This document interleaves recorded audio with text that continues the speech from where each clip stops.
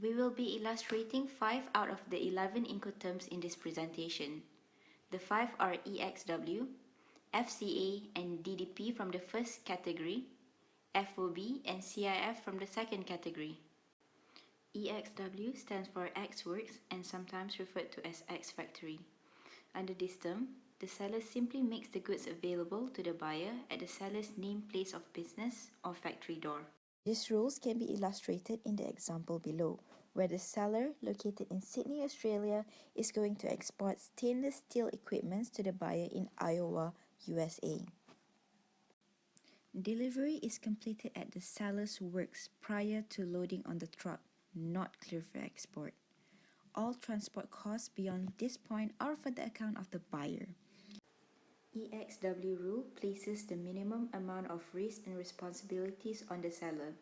By taking delivery of the goods at the seller's works at origin, the buyer is responsible for the well-being of the merchandise as well as all transport and related costs up to the final destination. The seller is not required to load the collecting vehicle at her works, nor is she called upon to effect export custom clearance. If the seller does load the collecting vehicle and carries out export custom clearance, it is done at the buyer's risk and expense. The FCA term is unusual in the fact that there are two identified delivery points. The first being the seller's premises when the seller loads the cargo onto the buyer's transport. The second being where the seller delivers to the buyer's first carrier or freight forwarder at their depot or similar place. The seller is not required to offload the cargo at this point. For the proper implementation of this rule, the seller and buyer have to explicitly agree on who the carrier will be. With the buyer responsible for nominating the carrier, the seller can end up turning goods over to a trucker at his factory, a freight forwarder near a port or airport, or directly to a steamship line or cargo airline.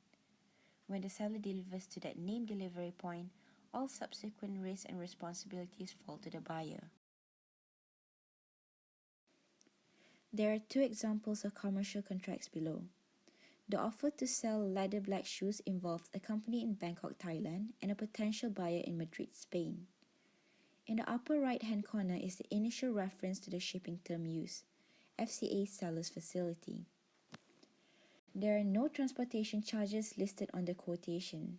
This is consistent with the meaning of the FCA Seller's Facility, where the seller is responsible for loading the truck as well as export customs clearance.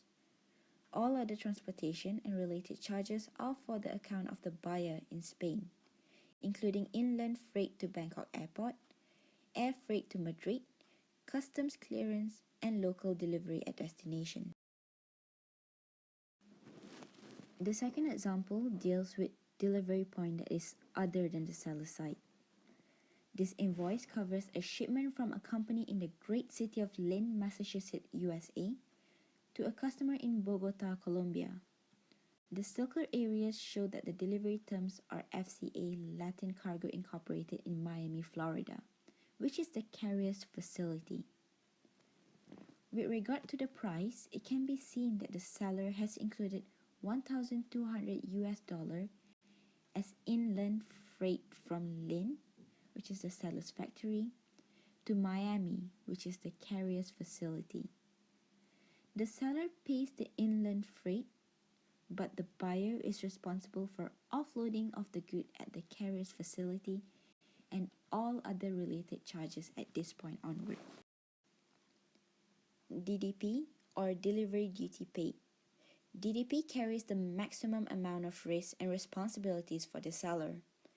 DDP compels the seller to pay for all transportation costs up to a named place of destination along with custom clearance, duties, taxes, and VAT.